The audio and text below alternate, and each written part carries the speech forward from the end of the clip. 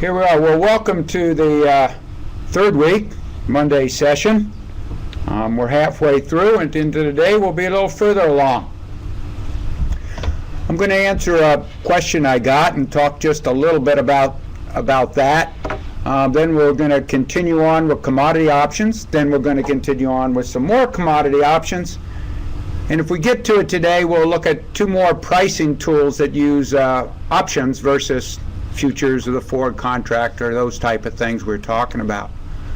I had a question today where someone was reading some advice and it said price at 470 basis on the December 14 futures. What we're really looking at there is these strategies are put out by bigger companies, and each one of their elevators have a different basis. So they want you to price at the futures, because that's the one they're thinking about. Futures at 470 with whatever basis might be. For example, this was out of Williamston, 470. They were offering a 50-cent basis, so it would have been a 420 forward contract. Now, just because they told you to price it at 470 basis, you really have, even if you agree with them that 470 is a futures price that you may want to price at, you need to look at, is that 50-cent basis good or not, and then make the decision between a basis contract and a hedge to arrive. What they might be looking at, and I'll just lead into this, I'm not going to, as we talked about, we're not going to really do technical and fundamental analysis, but right here at 470, the market's made a comeback on December 14th, and we just under 470. Technically, there's going to probably be some resistance to get much over 470. And if you look at the fundamentals, where the USDA and myself think prices next fall will probably be under $4, this might be a good idea. Which leads me to another point. Dennis Stein, who's helped coordinate this program, myself and Chris Wolf are going to do a market update meeting tomorrow. And I'm going to use a lot of the terms. Only this time I'm going to be looking at outlook. Okay, I think the fundamentals, the supply and demand are this. I think the technicals are this. What tools might we use if we think those are good prices or pricing goals that we might have? People can log in at the one you see on the screen. I'll also send that out tonight when I send the link out. We're going to start at 10 a.m., but we'll warn you, this is our first time out. We hope it works out pretty well. And we hope to tape it as well. If we do tape it, I'll put it on my web page, and we'll take a look at it there. So I'll make a particular point of using some of the terms here that we use today, as I always do. And hopefully, if you didn't know what they were before, it'll make a little bit more sense when you listen to this outlook. And Dennis is putting that there on your chat, so he'll stay there for a while. Thanks, Dennis. If we look at things again a little bit, we've been looking at this here, and as we look at it,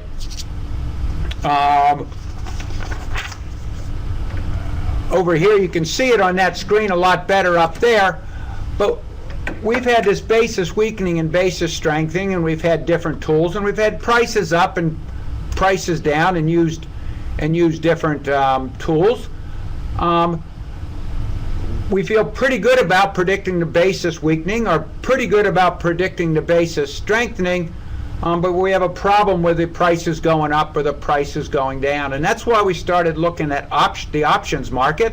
Is there a tool that will give us some protection if the prices drop, but let us have some of the upside market if the market goes up? And that's pretty much what options are as we start to look at these and go on through. So we're going to look at a little bit of review here. We have two types of options, and remember, I didn't leave this screen up there, but it's in your notes. Think of options as insurance. Insurance to protect you if prices go down, but allow you to have upside potentials. We just saw in this chart over here. The call option gives the holder the right to buy at a specified price. And that specified price is a futures price, and we're going to look at that quite a bit quite a bit more. But it's a real key. It's the right to buy. You know, we can buy futures and we can sell futures. Now this one doesn't have anything to do with selling futures. It gives us the right to buy, but we're not obligated. Okay, we have the right but not the obligation. We'll use that later today. As you look on the chart over here, we don't have to go back to it. You'll see we see call options over here and we see call options over here. Or otherwise, there's still going to be the basis weakening and the basis strengthening decision as we go through these different tools. Oops. And then we have the put option. This contract gives the holder the right to sell at a specified price, to put it to them. And just as like you saw, the call over here was the same time we buy futures, or the same time we sell cash and buy futures. Over here, we have the put options. It's the right to sell. Now, what do we do in a hedge? Okay? We store cash and we sell futures. Okay? Here's a right to sell. So later on today probably, if not on Wednesday, another way we can use this in a way, using a put option, is having the right to hedge. So if prices go down, it's like we have a hedge, but if prices go up, we're going to take advantage of the upside. Where with a hedge, if prices go up, it's offset. We'll go through this one pretty quickly. In this workshop, you're always going to be option buyers. So you can buy this right to buy a call. You can buy the right to buy the sell. Okay, so you buy the right to sell and you buy the right to buy. In both cases, you're buying it just like you would buy insurance. It's one, you're buying upside protection, that's the call, the right to buy. And the other one, you're buying downside protection, the right to sell. So you're a buyer. Now, whenever there's a buyer, somebody has to sell it to you. That's the option writer, grantor. This is the person who sells you the right to buy or sells you the right to sell. If the right to buy makes you money, this is the person who owes you the money. If the right to sell makes you money, otherwise the futures drop, this is the person who owes you the money. It turns out in an advanced workshop, at times, believe it or not, we do sell options, but we won't be covering that in this introductory workshop. This is about what we were working on last time. We were talking about an exercise price or a strike price, and we'll be calling it a strike price pretty... Oops, that's not the one I wanted. We'll be calling it a strike price just because that's where it's labeled most time we use it, but either one. It's a price. The strike price is a price in a way at which you can exercise your option. You exercise your right to buy or exercise your right to sell. Now, this right to buy and right to sell this strike price is going to be at a set number. The level of that is going to be the same. We're going to be looking at corn prices in the range of $4.60 to $4.70. So it would be the right to buy at $4.60, the right to buy at $4.70. Well, what it costs to buy that varies. It may go up, it may go down. As the market, if it gets more risky, it's going to happen, then the premium is going to go up. If it becomes more valuable, the premium is going to go up. If it becomes less valuable, the opposite. You caught that note? The audio keeps cutting in and out. That's fine here. We're not sure what is it. It seems to be testing fine here, the audio. We'll keep a close eye on it. So let's look at this. In corn, we have strike prices. Okay? And that strike price goes up and down. I mean, it's every 10 cents in corn. In other commodities, it's a different amount. Wheat's 10 cents. Soybeans, it's going to be a quarter. So you can't buy insurance at every price. You buy it at one of these. For example here, and you can see it clear on the other screen there, July corn futures today closed at 462 and a quarter. 0.25 would be a quarter. Okay? There's no strike price, so I can't buy a put option at 462 and a quarter. But I can buy a call or a put at 460. I can buy one at 470. I can buy one at any 10 cents here. Now I only show between 410 and 420. You actually can buy them much lower than that. Probably as much as 50 cents below the lowest futures got, and probably as much as 50 cents or 5 strike prices higher than the highest they got, or in that range. Do you see the next comment there? Same here. Freezes when it fast forwards. No, I'm trying to figure out if there's... Okay. Keep going on. We're going to keep going, but we're going to keep an eye on that audio the best we can. So we look at it, and now we have this premium. So over here are calls. Now what's a call? Everyone remember what a call is? Right to buy. Okay? So let's say we want the right to buy a 460 strike price. It's going to cost us 24 cents. That's real money. Okay? And remember, I didn't say it, these options markets are in the same number of bushels as a futures contract. So if futures contract's 5,000 bushels, we're buying one of these corn options in 5,000 bushels, so it's 24 cents times 5,000. That's real money. That doesn't mean you don't do it, but you do need to know it's a pretty big cost. At 470 strike price, okay, it would be 19 and what? That 4 here, this 4 equals 4/8. Okay? So otherwise, it's a half. When we talked about futures, we talked about how they could vary every quarter cents. And options, they can vary every 1/8 of a cent. So this 410 here is 57 and 1/8 cents.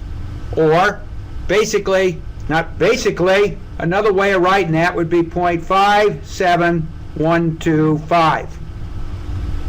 Okay? So we don't need to get into that, but I do think it's important. Here's 7/8. That would be 41, basically 42 cents for all practical purposes, but it'd be 0.41875. Again, I'm just explaining this just so you have some idea what that means. The two I want to use in example, I actually said it in the other way, and luckily they weren't eighths. Notice as strike prices get lower, the call gets higher, and we're going to be touching on that in just a minute. If I have a right to buy at 410, that means I can turn around and sell right now at 462. Okay? Okay? So we'll just call it 62 minus 10. That's worth 52 cents right there, and we're going to get on to that too. The right to buy at 510, you pay 8 cents for. Okay? If you bought at 510, would you want to turn around and sell it at 462? Of course not. So you wouldn't do it. And we'll touch on these things again and again. Now what's a put? Okay, a put is the right to sell. Okay? Have a sell in the futures market. Now, if you have a right to sell, when do you make money? You make money when prices go down. So if we come up here at this 510,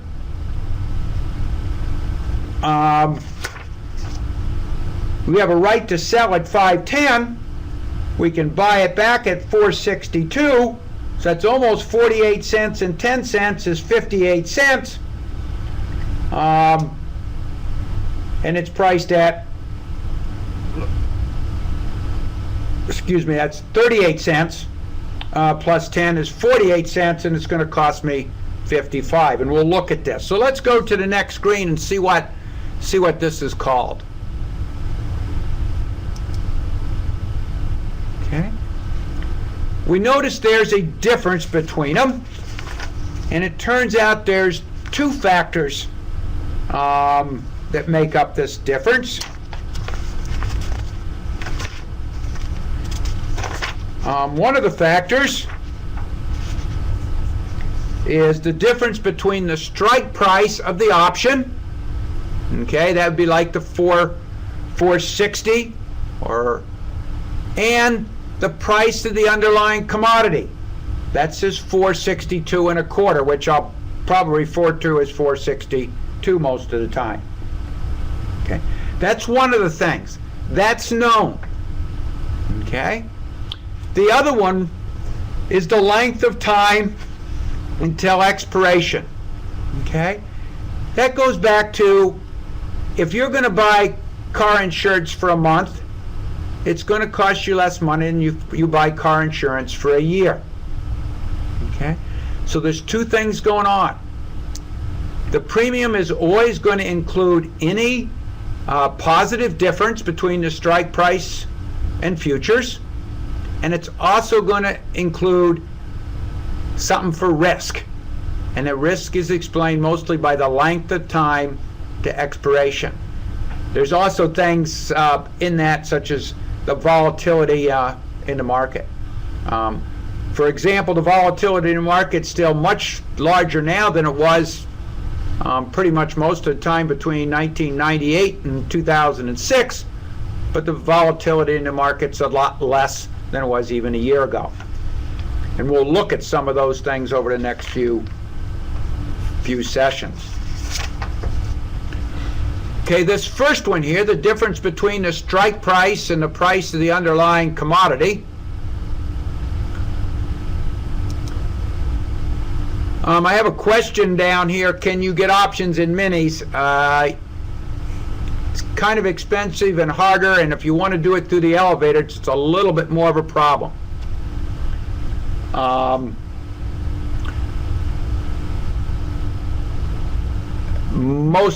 We'll get on to, we'll come back to those things. It's not as fluid a market. So intrinsic value, the positive difference between the strike price and the underlying commodity price. Positive difference. Now, a positive difference for a put is going to be in the opposite direction as a positive difference for a call. Okay? We don't want to get hung up on the intrinsic value, but it's important to understand what this value is. Because this is if it has intrinsic value, there is a positive difference. The premium will always be at least its intrinsic value. However, intrinsic value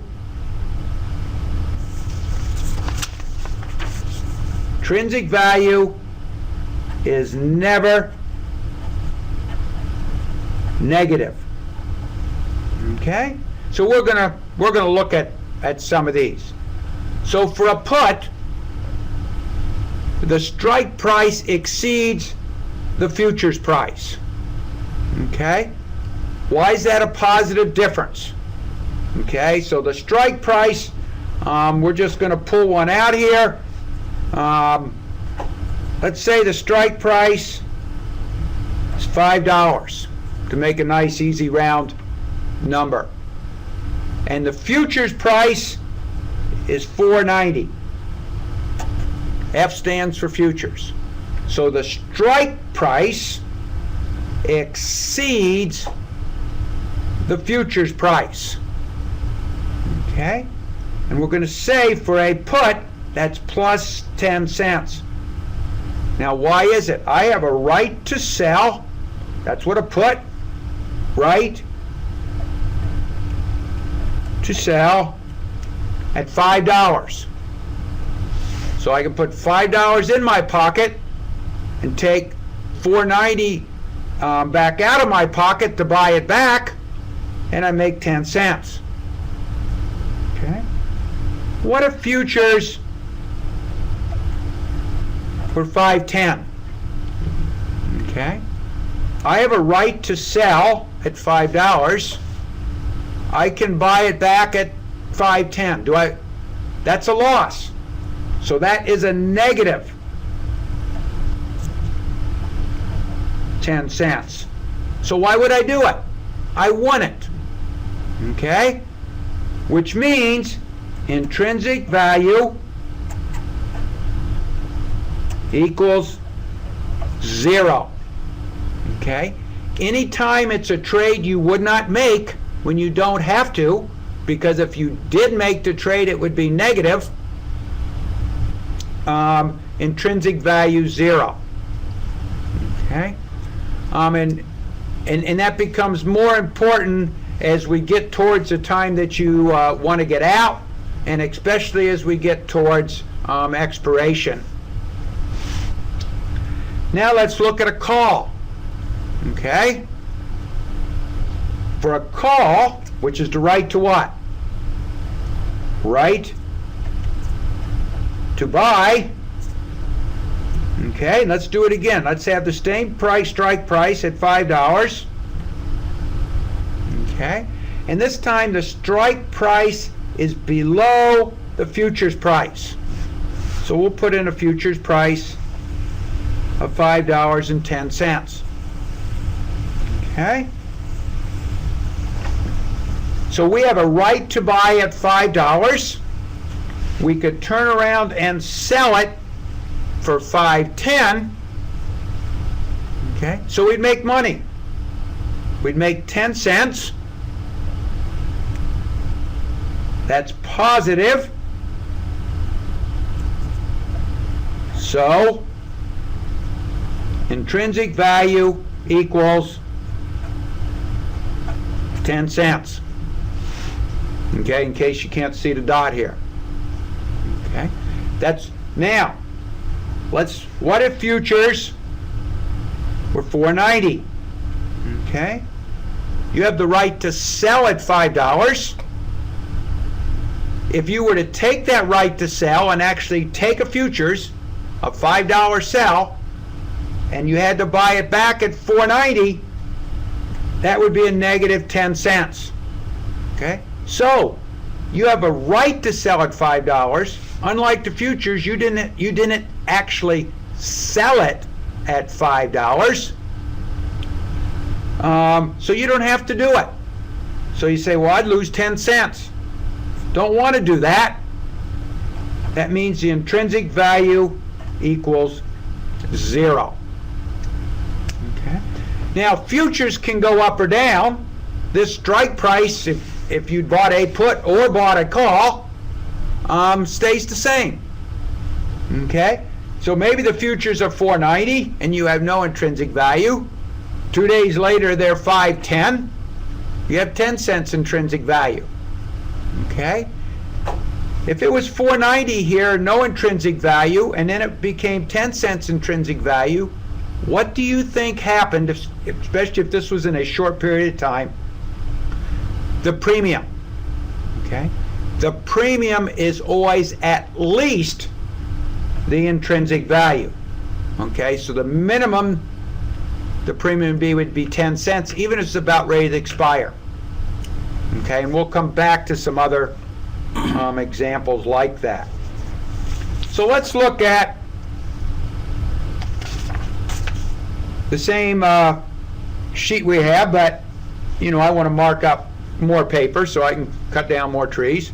I didn't say that. Let's take one. Okay?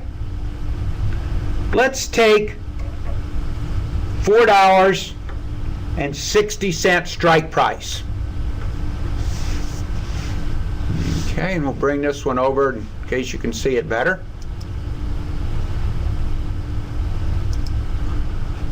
Okay. $4.60 strike price. Okay. Let's look and we're going to do a call. A call is the right to buy. Okay. So we look at this and we have 460. Okay, that's our strike price. We have futures at 462 and a quarter. Okay, let's go back here one.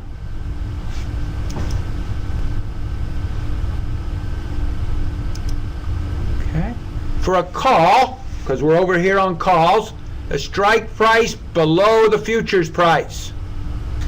So we come over here and we have a strike price below the futures price. Okay? And that is, so we have a right to buy at 460. We could sell it for 462. So that's a positive 2 1/4. Okay? So the intrinsic value is $2, 2 cents and a quarter, 2 1/4 cents. Okay? Let's do it. So we know the premium's 24, and we'll come back to that in just a minute. Let's look at this 450. Well, not 450. Let's look at 470. So we have a strike price of 470. We have futures. Oop, I need to write a little bigger. Futures of 462. So we have a right to sell at 470. But if we did take the sell at 470, we'd have to buy it back, which would be a loss of 8 cents. So we want to do it. So here, intrinsic value equals 0. Okay. Now as we come down here, intrinsic value gets bigger. Intrinsic value is 12 1/4, 24 1/4. Okay. 32 1/4, and on as we go. But here in all of these, because the strike price is higher than futures, intrinsic value is 0. So we'll keep that there for a second. We'll move on over here. These are terms you've probably heard of. Oops. That's me. I'll fix it. Okay. The options are said to be in the money. That means they have intrinsic value. So this one is in the money. They're out of the money. They have no intrinsic value. So 470. So 460's in the money. 470's out of the money. Now every once in a while, you hear the term at the money. Okay? If we had at the money, okay, that would have been an example here. If the strike price was 460 and futures were 460, then this strike price is at the money. Every once in a while people get sloppy, and when they say at the money, they really mean nearest to the money. Okay? So when they say at the money, technically, it's where the strike price and futures are exactly the same. If you hear somebody say, well, you ought to buy at the money call or at the money put, What they're really talking about is the one that's nearest to the money. So that's one thing that makes marketing kind of hard. There's a lot of terms, okay? And people use them. So they may say you ought to buy in the money, or you should never buy in the money. You ought to buy out of the money, okay? The truth of the matter is it probably depends on your risk tolerance and what you're trying to do and what level of insurance do you need. It turns out there won't be an exact answer, but there are at times better answers, or if you think about what your issue is, which one comes closest to giving you what you'd like to have.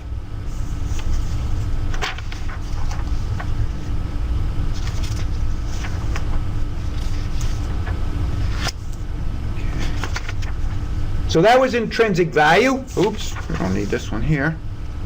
We come over here. Okay, and the next one is time value. Okay, and we can keep working on this one, but let me back up for a minute. I got a little bit ahead of myself. Okay, I did an in the money and out of the money for a call. We need to do it so these are in the money, you know, starting here we're out of the money, and these are calls. Well, how about puts? Okay, let's look at this 460, which was in the money. Okay, strike price of 460. Okay, futures 462 and a quarter. Okay, we have the right to sell.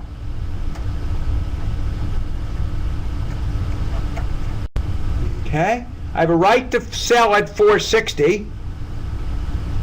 If I didn't have to pay 2 and a quarter more cents, would I? And the answer is no.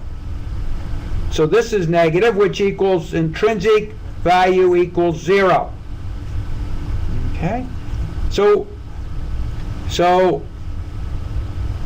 over here it's on kind of this side of it. How about, you know, this one is 460 is out of the money, where 460 was in the money, and of course 450 we wouldn't want the right to sell 450 for 460 and so forth. But let's go 470. Uh-oh. No, these 460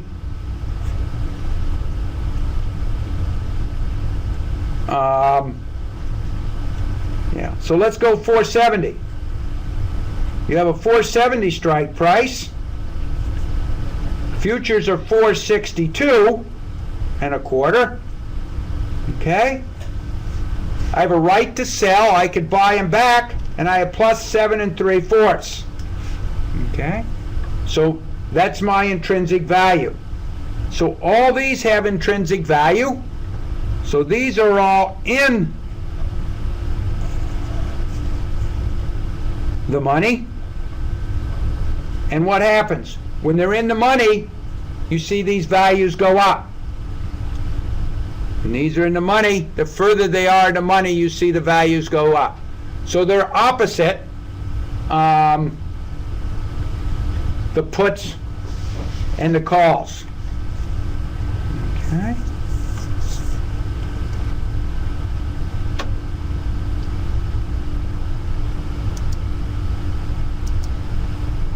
So then we want to look here a little bit at time value.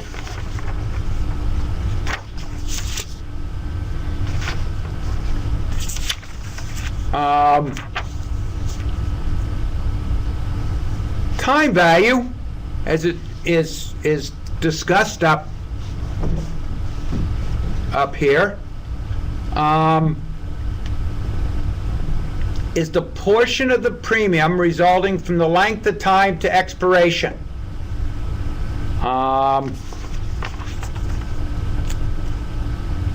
usually the time value decreases with the length of time until expiration. Okay? It's kind of a proxy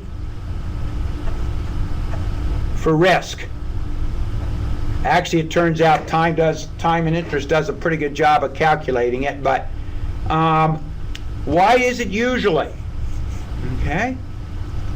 Every once in a while the value be going down and something could happen. So we're getting closer and closer to, say, March futures in soybeans, and all of a sudden something terrible happens to the soybean crop in South America. And all of a sudden, but we're not sure. You know, we're in their growing season, so the volatility is going up and down, and up and down. Just a minute, Ned, I'll get back to you. Okay? So time is this proxy for risk. So we have remember the premium was made up of two parts. One was intrinsic value, this other part's time value. It's going to turn out, as we saw, we can calculate the intrinsic value exactly. It's the positive difference between futures and options. We know exactly what the premium is, so basically we're gonna go do it, but we're gonna take the premium. We know the part that's intrinsic value, and the rest of it becomes time value. We have a question from Ned Berkey. How do you recover your premium cost? And the answer is you may and you may not. Okay? The premium is determined by what's the value of that strike price. And we'll talk even more about it. If the strike price goes in, if the futures go in your favor, for example, you have a 470 put and the prices start dropping, that means your intrinsic value goes up as futures drop. Okay? And if that's true, you'll not only get your premium back, but you're liable to get way more than your premium back. If futures prices go up and you have a put, your intrinsic value goes away. Over time, your time value goes away, which we'll talk about some more, and at some point the premium's likely to equal zero. So we're going to get to that. At this point, I want to stick to, we have the right to sell. If we did sell, what could we buy it back for? We have the right to buy. If we did buy, what would we sell it for? Those futures. It turns out that we buy and sell these options, and we'll get back to that a little bit. There turns to be two ways to get out of options markets once you're in, once you're the buyer. You can sell it. So you sold it for the premium on February 24th. Whatever the premium turns out to be on March 24th or sometime before, when? About the middle of June, because there's an expiration date, as we talked about last week on these options. You can sell that strike price to somebody else, that right to, in this case, sell, if it has value. Otherwise, if the premium's positive, then you'll be able to sell it for whatever that premium is. It may be zero. You can't sell it for anything. It may be that if it goes up, it may be that the premium keeps getting bigger and bigger. If futures go down and you have a high strike price, or strike price, excuse me, higher than whatever the futures are, then you would sell it and you may recover more than the amount you recovered in the first place. So we're going to hit that a couple more times. So at this point, let's look at time value and calculate some time values. So let's do a put first. So we have a put, and we have a 490 put. Okay, and that's my strike price. So this one here, okay, I would have to pay the premium 40 and a quarter. Okay. Futures are $4.62. Okay, now I have a right to sell this for $4.90. I could turn around if I exercise that option. That's one of the terms here. To get, if there's any premium left, I can exercise it and get what will turn out the intrinsic value, or I can offset it or sell it, which we'll go through an example. Then I get its intrinsic value and any time value that happens to be left. Okay, but the intrinsic value here would be 38 cents, not quite, 37 and a quarter cents intrinsic value, because I have a right to sell it and I could buy it back for this. Okay, now we look at this here. The option's 40 cents. What's the difference between these two? It's 3 cents, which equals the time value. Okay, which is, it almost looks like I did my math wrong. I did do my math wrong. Okay, what's the difference between 462 and this is 27 and a quarter cent, which makes this intrinsic value 13 cents, my error. So when I add 13 cents back to 27 and a quarter, I'm back at 40 and 1/4 cent. Okay, so that time value, over time, that time value goes away. And it tends to go away like this. So we have this here, and if this was time, okay, and this was my premium, and the time value portion of premium, it starts fading as we go through time, and then towards the end, the last 6 to 9 weeks, it fades quicker. Okay. We won't get into it a whole lot, but this is one reason why it's, as prices go down, it may not be penny for penny, and we'll give some examples of that a little bit later on. Let's go down to 440. Okay, 440 is 13 cents. Futures are 462. If you have a right to sell for 462, excuse me, for 440, would you want to buy it back for 462 and lose yourself 22 and a quarter cents? The answer is no, you wouldn't. Okay, so of this one here, intrinsic value equals 0. Okay, now the premium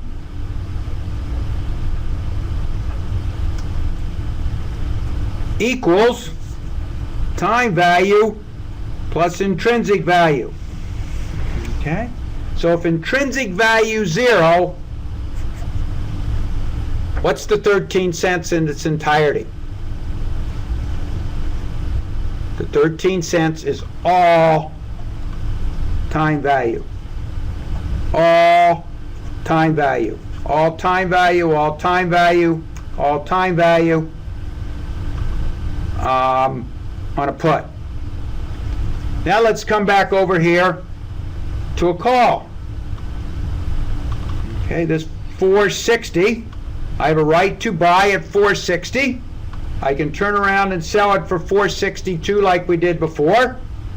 So of this 24 cents, we have two parts of it, right? We have intrinsic value plus time value. Okay, 460, 462.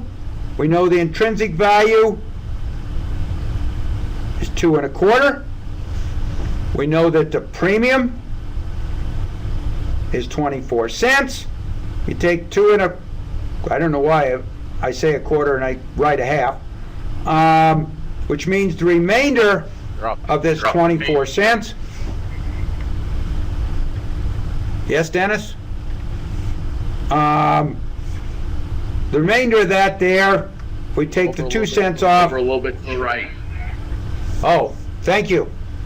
So 21 3/4 cents equals the time value. Okay. So that's important, and the important part is even if the futures never changed, they stayed at 462. As we went over time, the intrinsic value would stay the same, and the time value would gradually go away until towards the end there'd be probably no time value at all, or like a 1/4 cent or something, where it cost more to get out than to get in. Okay, so that's the two parts. The time value accounts for the risk. The intrinsic value accounts for the positive difference between the strike price and the futures, which is in opposite direction for calls and puts. And the intrinsic value is determined exactly, and the time value goes down over time.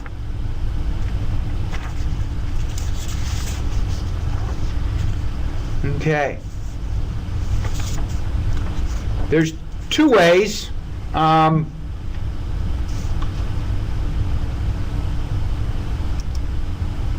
get out. One is to offset, and the other one is to exercise. Okay? And I tried to change my PDF around and I wasn't successful. So I want to go through this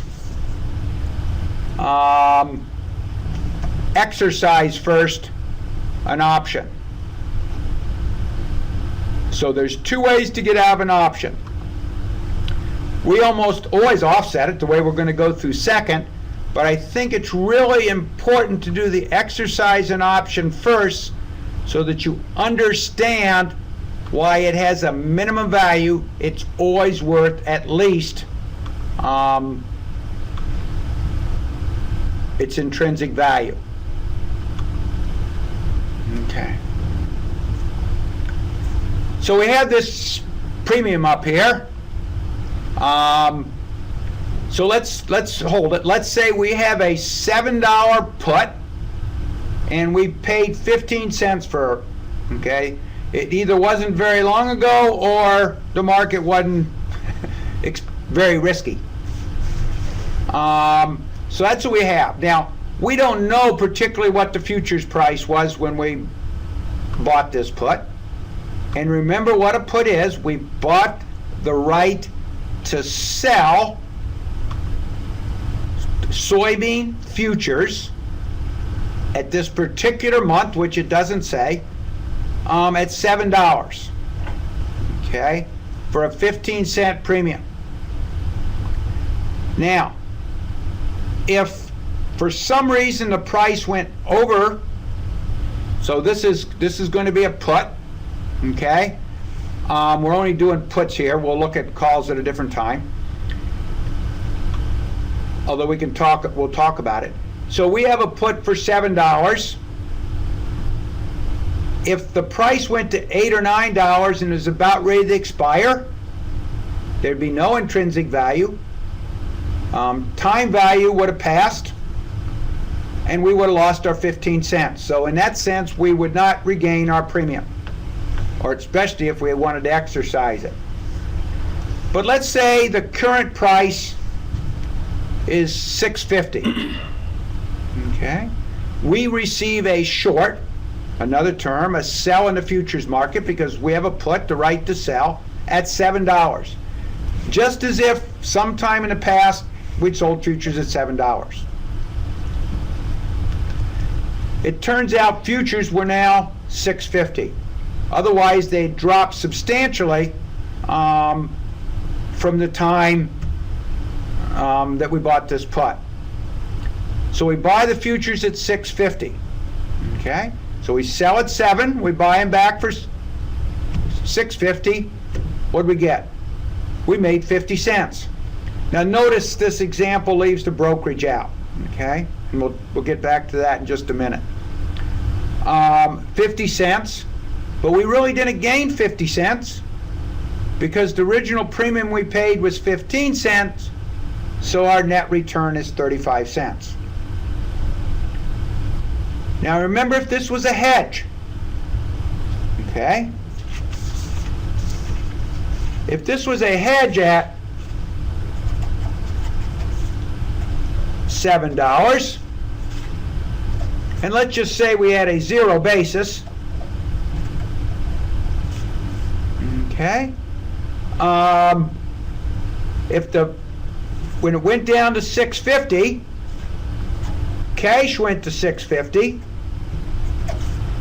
We made 50 cents because we didn't pay a premium, and we netted $7. Okay? What is a hedge? A hedge is selling futures.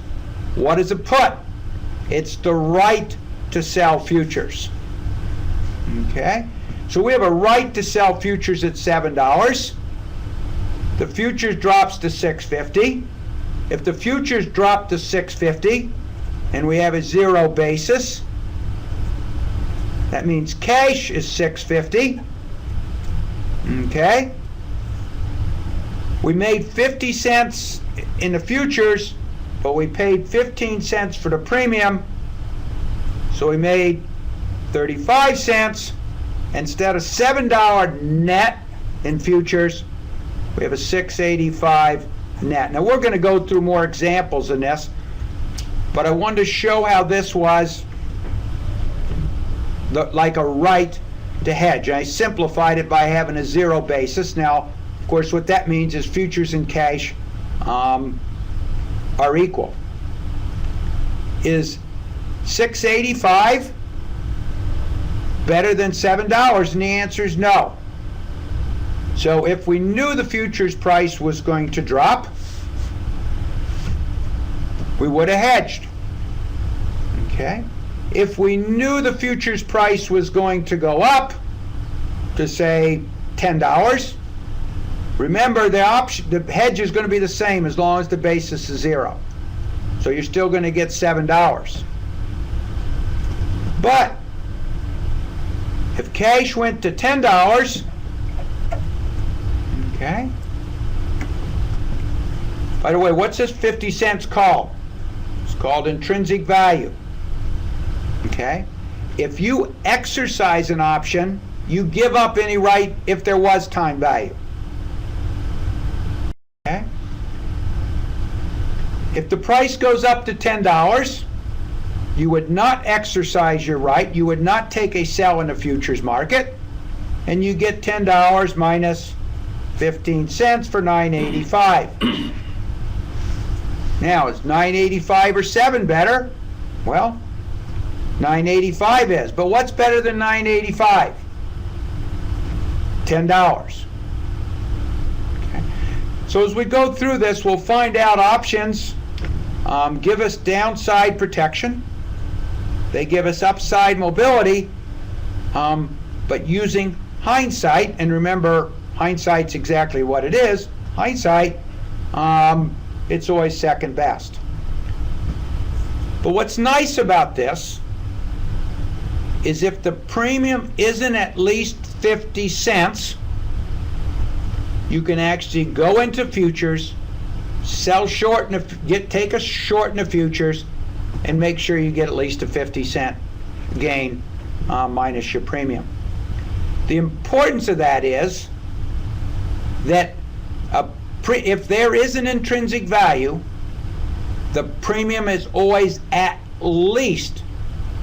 And what's nice about that is that means we never have to exercise. There's arbitrageurs, the Board of Trade, in the pits are mostly electronic these days, that if they see a chance to make a piece of a cent, they do it, and that keeps the minimum premium at intrinsic value. Now remember, intrinsic value can be 0.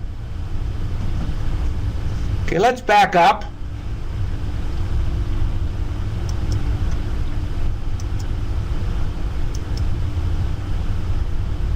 And talk about offsetting an option.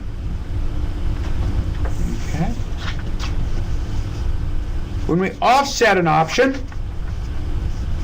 we sell an existing option contract in order to liquidate our option position. Okay? So what we do is, just like we went out when we were doing this, we went to the option markets. If we wanted a 460 strike price, we paid 24 cents for it. Well, if we wanted to offset an option, let's say we paid 12 cents for it sometime in the past. And we went and we saw now we could get 24 cents. Or over here, let's say we paid, futures had been a lot higher, so we paid 10 cents for a 460 put. Okay? And we'd done that, say, last January or last December. Today, I could turn around and sell that 460 put, which I paid 10 cents for 21 3/4 cents. Okay? So just like I went into the market and looked at something like this, going through a broker, or we'll learn that we can do it, much of this stuff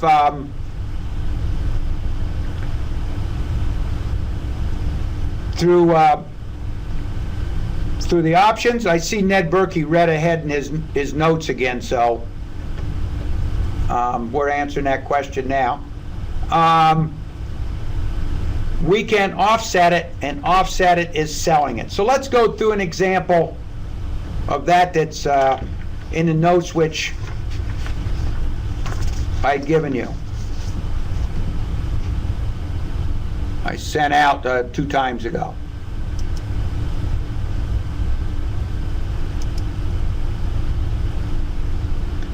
Money flows.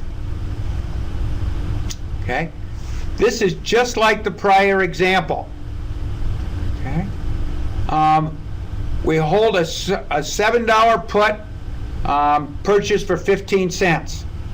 That's exactly the same example as when we went through exercise. So it's the same one. We had two alternatives. We used to say options, and I say different alternatives because of the option. When I say we used to, that's for those of us that were around before 1985 doing this stuff, and we didn't have options. So this option market was not in place until the mid-'80s. So we have a $7 put, and we paid 15 cents for it. Okay? Now, just like the other time, the futures price is $6.50. But we sold the option at 60 cents. What's going on here? I think it's important that we digest a little bit what this 60 cents is. So we have a $7 strike price. Okay, so because we can't, I guess we can't see it above. Current futures are $6.50. So if that's the case, you tell me what the intrinsic value is. I have a right to sell it. I can buy it back for that. The intrinsic value equals 50 cents. Okay? Well, and so I could exercise it like the last time and get 50 cents for it. But instead I went to the market. I looked at what were $7 puts selling for today, and they were selling for 60 cents. Okay. Well, if the premium's 60 cents, Okay, and intrinsic value is 50 cents. What's that other 10 cents? It's time value.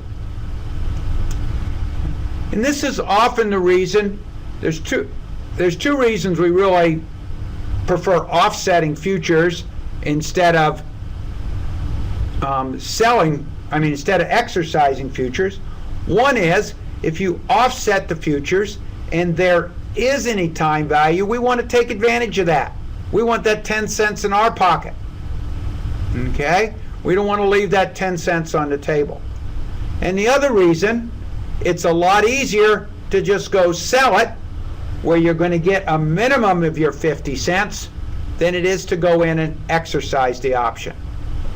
However, it is important that you have the right to exercise. That's what makes the market work. That's what makes sure the premium is at least. So we go and sell it for 60 cents.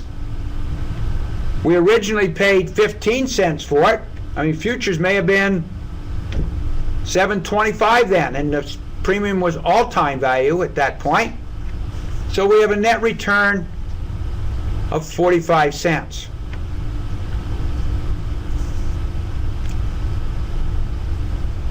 So again, the basis probably wouldn't be zero, or if the basis was zero in a hedge, okay,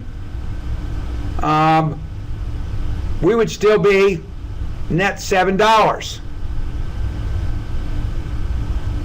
In this one here, if the basis was zero, we'd get $6.50, excuse me, and we'd add 45 cents, and we have $6.95. Quite as good as the net in a hedge? And the answer is no, but it's pretty decent.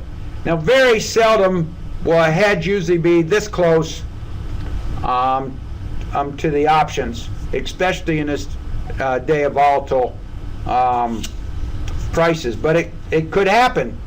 If the futures were, if we took an out of the money $7 when the futures were up at a higher price, it could end up being close to the same.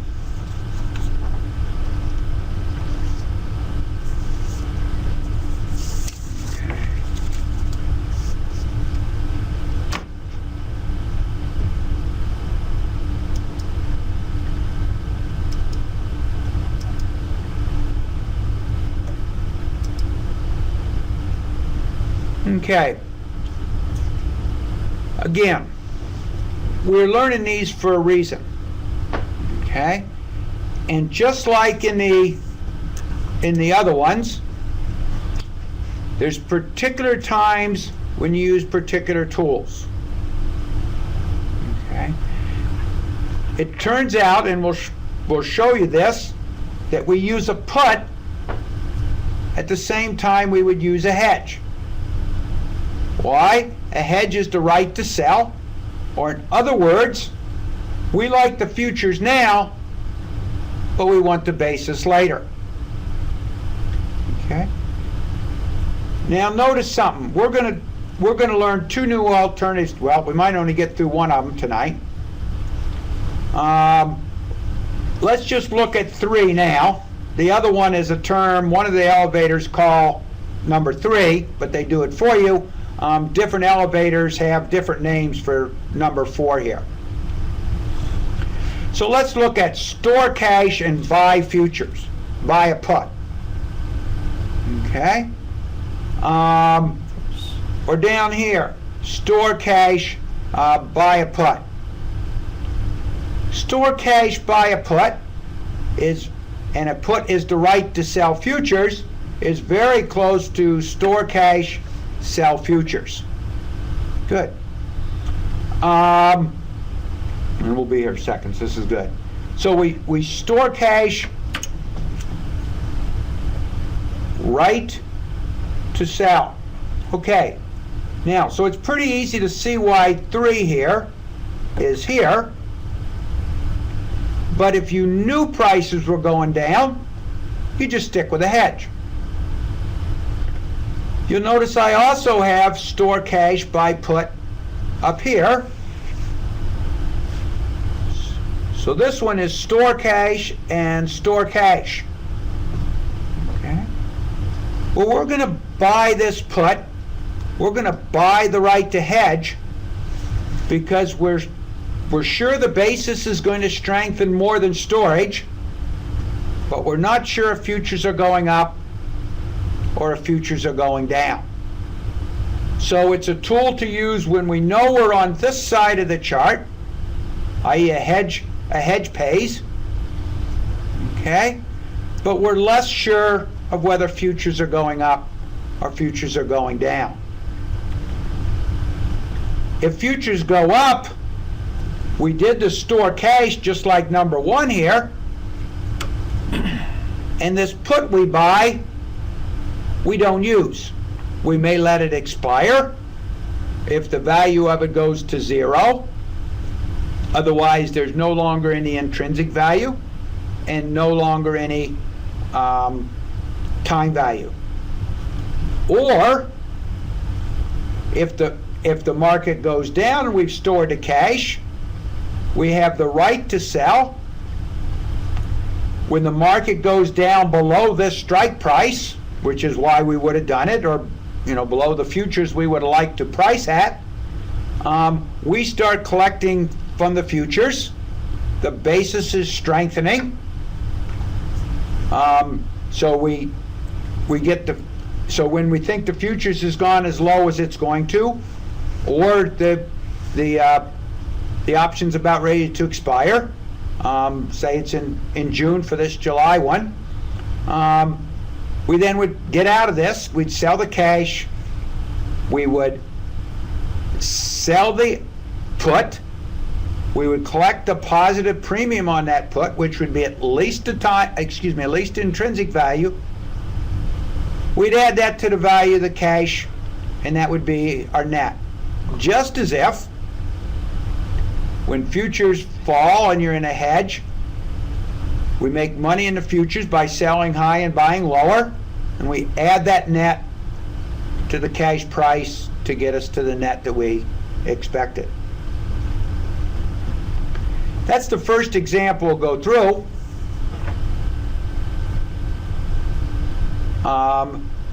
The other one might be if the basis is going to weaken.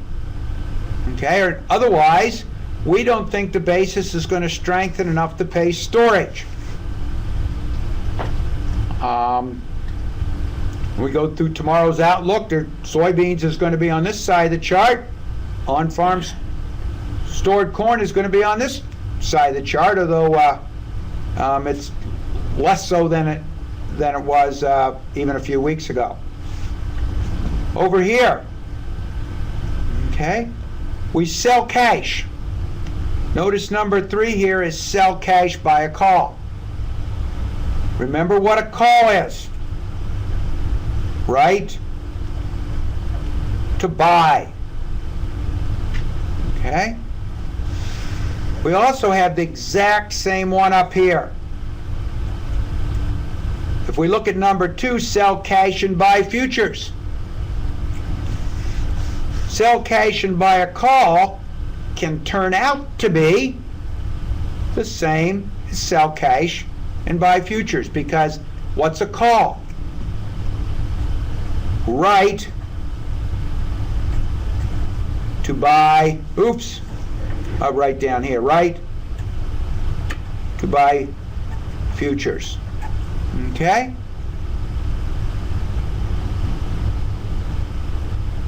My camera froze. Keep going. That's all right. We're over here. The right to buy futures. So we have, if you look at number 2 and 3 on the upper right-hand, left-hand corner, sell cash buy futures, sell cash buy a call. If we know prices are going up, we're going to sell cash and buy futures. Okay?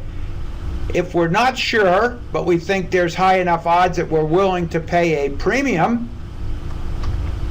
okay, we sell cash and buy a call. If futures do go up, intrinsic value goes up. And if intrinsic value goes up, we'll be able to sell that premium for more.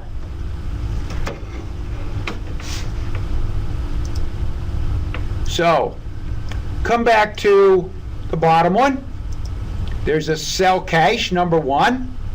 This would be basis weakening, futures going down.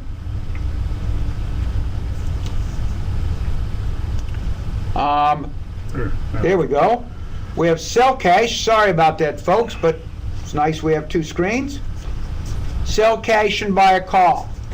If prices go down, we've sold the cash. The worst we can do is what we sold the cash for and whatever premium we paid for the call. Using hindsight, we wished we hadn't bought the call. However, what's nice there is when prices go back up. The minimum price contract is an elevator doing either a sell cash and buy a call, or you see forward contract and buy a call. There's two different ones here. Okay?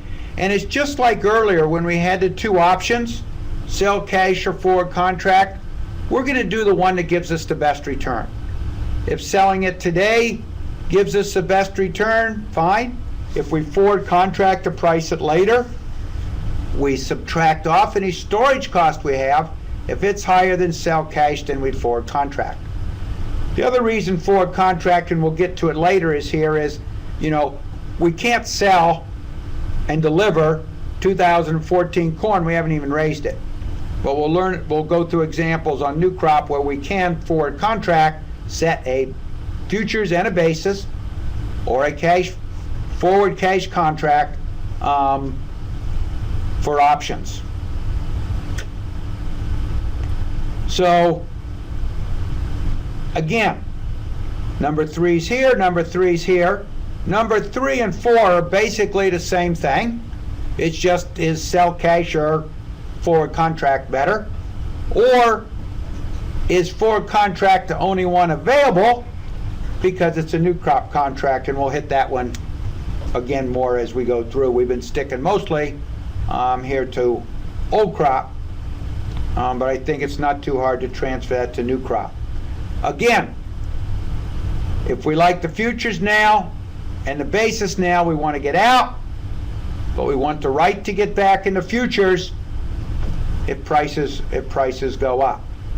And again, this is always going to be second best using hindsight.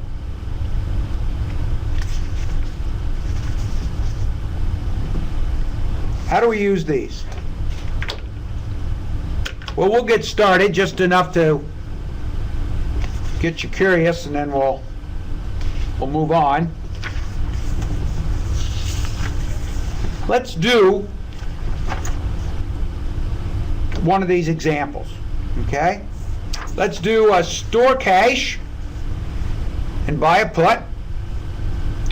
And after we do that, we'll store cash, buy a put, look at our answer, and then we'll look at an example of prices went up, prices in between, otherwise they kind of stayed the same, or prices went down, and look at, just like the other ones, what did it do for you when prices went up and when prices go down.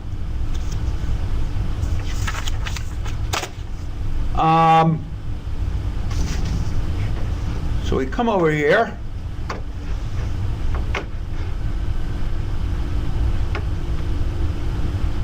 Oh, we have Ned down here. What about selling a put option to offset a call option? That's a good question, Ed. Remember, we go back to last time. The calls and the puts are two different markets. You sell and buy calls, and you buy and sell calls, and you buy and sell puts. Okay? If you sold a call,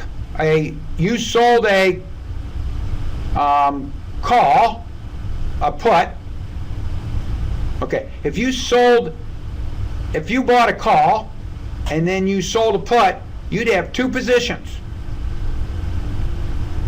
The put you sold would make you the insurance broker, which means you're liable for not infinite loss, but it could be anywhere from the strike price to zero. Plus, you still have the call option that you bought. So you may make money on it, you may not make money on it. So there's times where we do something with both of these in an advanced workshop, but you don't use one to get out of the other. If you have a put, buy a put, you sell it. If you sell a put, you buy a call, you sell it. Even if you're that insurance agent and you sell a call, if you want to get out of being an insurance agent, you buy that call back. Or if you sell a put, you want to get out of being an insurance agent, you buy that put back. Two different markets. Thanks a lot, Ned. That's real important. I read your question wrong the first time, and I apologize for that.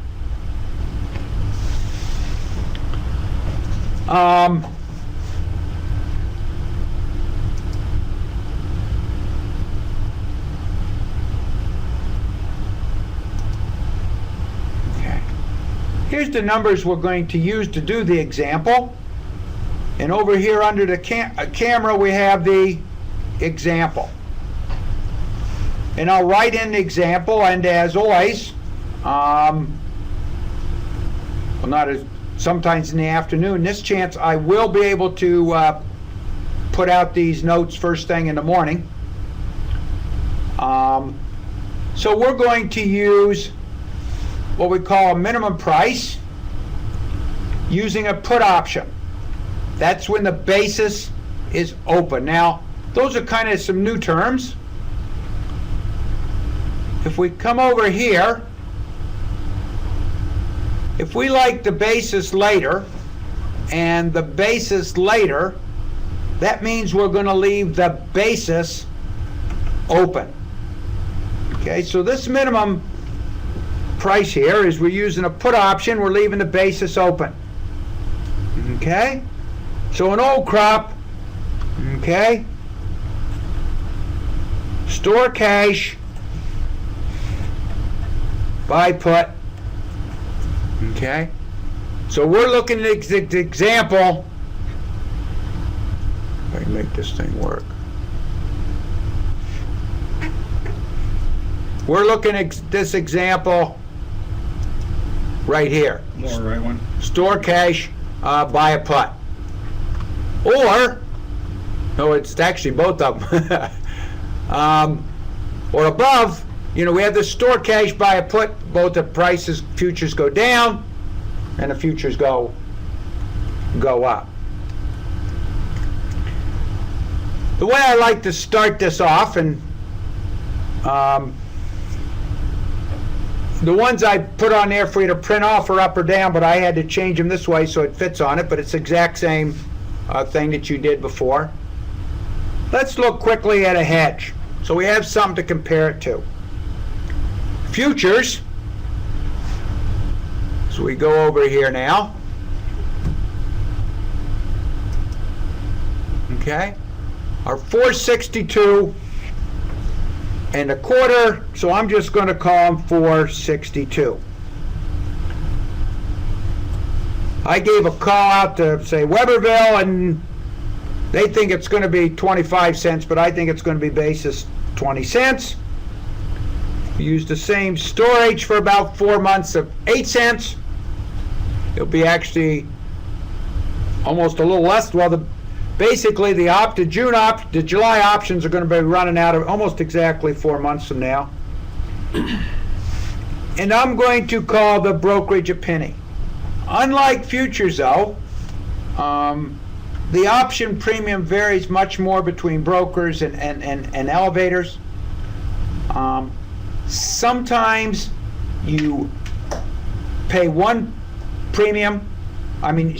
brokerage fee for the contract, getting in and out. Other times you might pay a penny to get in. If you let it expire, you may not, or 2 pennies. If you let it expire, you may not owe any more. If you decide to exercise it or offset it, it may cost you a little bit more. So in my examples, I'm going to keep using a penny, but it could be anywhere from 1 to 3 cents, depending on who you're working with and what the situation is when we get down to this brokerage fee. This one up here is that. So you take this here and you expect a net 433. It turns out the value of cash today is 426. So this is a close one. Oops. Thank you. If I hedged, I expect to do 7 cents better. Okay. So I better be fairly confident in this 20-cent basis here. Okay. But let's go through the example. So we have two choices here. We could store cash, or actually we could sell it right now for 426. We could hedge it for 433. Or let's look at this minimum price, which is store cash, and buy a put. And we'll just get through this first part here, but we'll keep motoring along, and then we'll give you time to look at it a little bit and get back. So we're going to look at July. Okay. And we're going to look at the nearest to money. So what's the nearest to the money? Okay. I would say it says 460. So I have that green arrow on the nearest to 460 on the put side, because at this point we're looking at a put. So we're going to put 460 strike price. Now notice it isn't the same as the hedge. Generally, if we're doing this one, we pick up a strike price that's out of the money. We're going to just do the nearest to money in this example. It might be that I used a 450 because it would cost me less, 17 cents instead of 21 3/4 cents. Expected basis, minus 20 cents, the same as this. Storage cost would be the same, minus 8 cents. We look at the premium near that green arrow there, and it's 21 3/4. So I'm going to call it minus 22, approximately minus 21 3/4. And a brokerage fee of, I don't know whether I'm going to do it or not, so it might be 1 cent. If I let it expire, it might, or don't, it might be 2 cents. The point is you need to know what it is. Expected price. Now, we do this just like a hedge, the simple hedge. The only difference is we have a new number.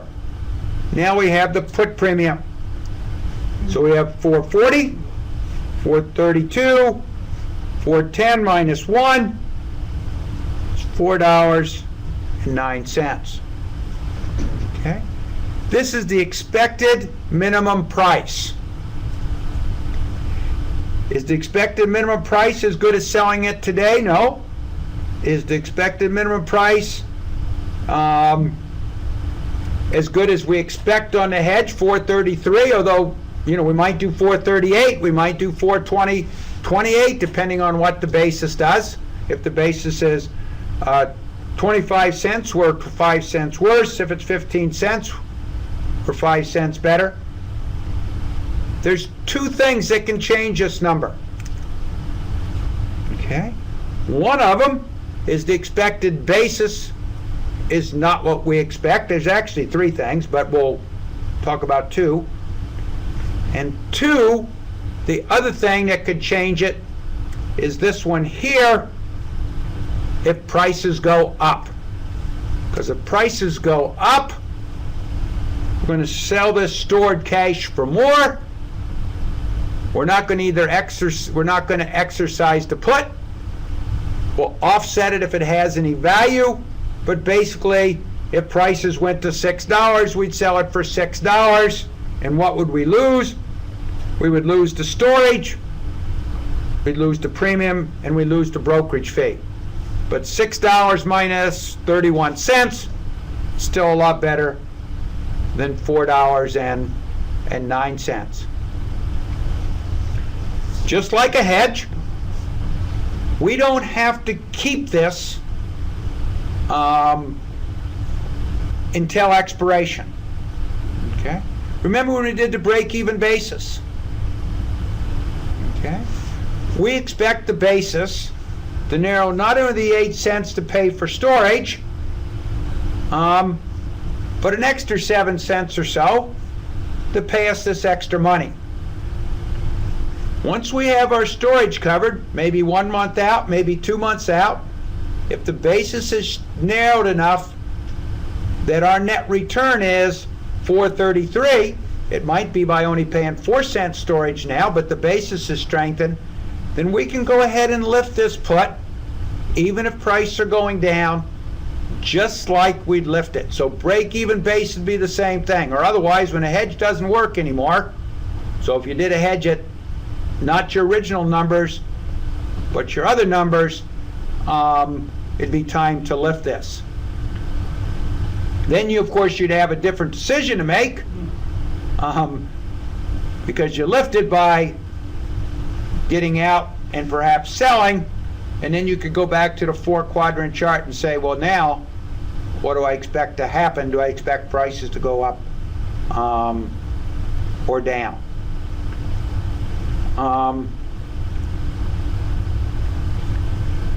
We're at 26 minutes after. I'm just going to tell you where we're a little bit where we're going. Next time we'll come back and start here. We'll of course review some of the terms again. And then we'll look at an example where prices go up. And I'll tell you right now, I'm going to do $7. I'm going to leave it at $4.60. And prices down to $3.60. We're using the options. What we're interested in is July futures. Couple things to think about. Think about what would my intrinsic value be when futures went to $7 and I have a strike price of $4.60? What would my intrinsic value be if I was at $4.60 and $4.60? Call that at the money. And what would my intrinsic value be if with a strike price of $4.60 and futures now at $3.60? The other thing this assumes, and it's another is that there would be 0 time value in this number here. So if there is time value left at the end, that can move this number up from where it's at right now. I think this is given there's only 2 minutes left, the best place for stopping points. My guess is Steve will give me with corn prices projected to be below $4, is there a better option? The question, Ned, this option would be is for July, so you're probably thinking of next fall, which we can do, but we can go ahead and answer that question. If you think they're going to be below $4, we need to use a December put and see what would it give us. I know a forward contract for December at this same elevator gives you a little over $4, $4.15 I think it is, which is better than 4. So if you were sure they were going below $4, let's do it. Then this would be good, but not a chance, and we might do an options market. Dennis, thank you very much who's sponsoring these sessions. There's 2 sponsors. I'd like to thank again Michigan Corn before we're out of time. Of course, Michigan Corn is made up of the Michigan corn growers as well as the Michigan Corn Checkoff.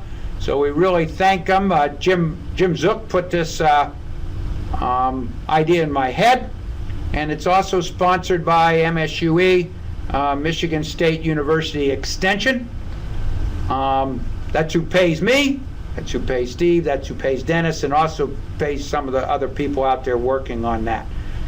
So thank you, Michigan Corn, and thank you, Michigan State Extension.